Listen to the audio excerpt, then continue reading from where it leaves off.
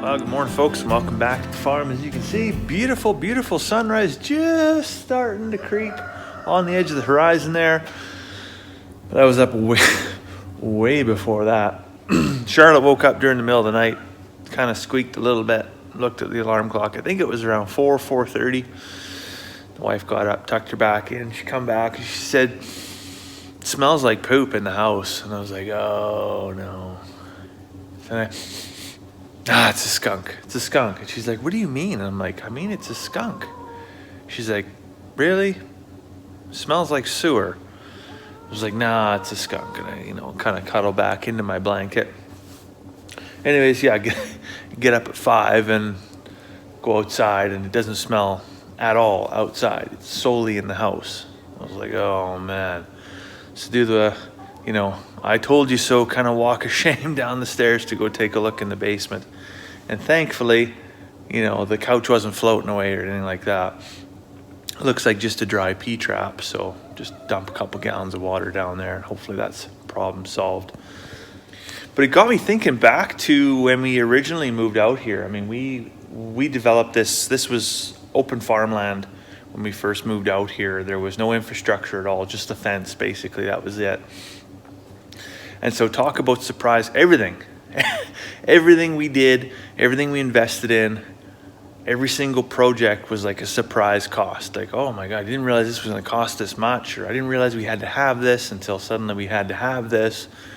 And I shouldn't say it was a surprise cost. We knew the sewer system was going to be expensive, and we knew we had to have it. But I recall from the place I lived before when I had an acreage out in Valley View, or actually just past Valley View, in a little community called Sunset House. And when we sold that place, they did some work on the septic system. And it would have been 35 years old probably at that time. And the septic tank caved in. Now they're looking at a total replacement.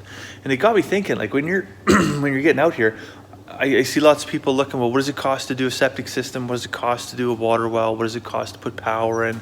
Some of these major infrastructure projects. And what you need to be cognizant of is, what does it cost to do it? And then what is the life cycle of that piece of infrastructure?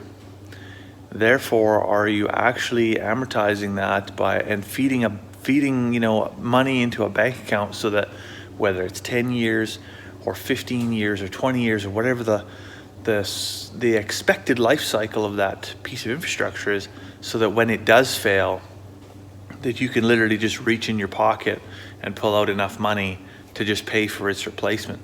Because there's nothing worse than having, an entire septic system fail, and you're looking at a $12,000 to $15,000 bill to replace, a septic tank system. If it's just a pump, well, whatever.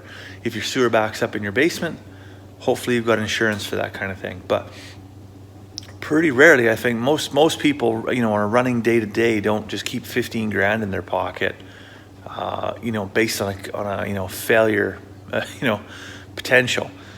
Same with the water well. Your water well, just goes away tomorrow for whatever reason, sloughs in, something happens, and you have to bring a water well driller in to replace that well, or to do major maintenance and service to your well. Do you really have, the peanuts to rub together to actually get that work done, get it replaced, and get it back and functional? Because some of these things are like make or break. They're go, no-go points for the success of your homestead. So a little piece of advice I have in regards to that is think about what you need and then cut that in half. Because half of what you think you need is actually really what you want. Maybe make your life a little bit, maybe it would make it easier, maybe it would make it enjoyable.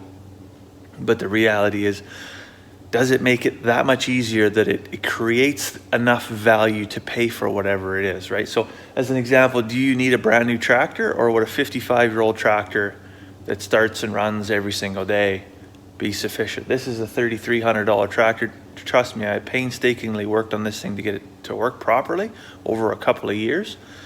But I made one payment on this thing. The day I bought it at the auction, one payment, done, right? After that, a little bit of maintenance. So if I would have bought a brand new tractor, I'd have been still paying for it and still had to pay to maintain it. And if it would have broke down, I'd have been call a tow truck, because I can't work on, you know, these modern things with microchips and computers and electronics and all that stuff, right? So that's really what I'm saying, is that an expression of wealth by way of acquisition of material objects is not really an expression of wealth. It's an expression of good credit, but it doesn't really mean you got money, and it doesn't mean you got cash flow. It just means that, well, when it comes time that something breaks down, you probably don't have a cache, no pun intended, but a cache of assets that you can pull from, whether that's financially or something that you can liquidate to help you get out of a pickle. So you look at some of the old farmers, I mean, we're talking real money, some of the old farmers. How do they do it? Well, you see these old boys, you know, around the coffee shop or whatever. You'd never guess any one of them's a millionaire, but probably every single one of them is. They could roll out $50, $100 bills out of their back pocket if they really had to, pretty much pay for anything they ever wanted. But they're running around in, you know, $28 Levi's that they've probably had for 10 or 12 years.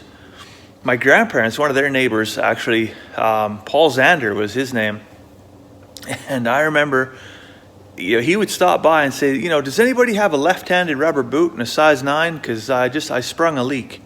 And that's, you know, I mean, that's extreme. That's kind of cheap. But I mean, that's how a lot of these folks made it. They didn't have the best of everything. They didn't need the best of everything. They recognized the difference between a want and a need.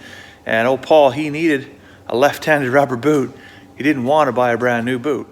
Now, in reality, I think what I need to do is I need to find a hard-working left-handed friend, so that when they wear out their left-handed glove, I can get the right one for free, and then we can do the old switcheroo, and they'll get my good left one and I'll get their good right one, and we'll both be millionaires.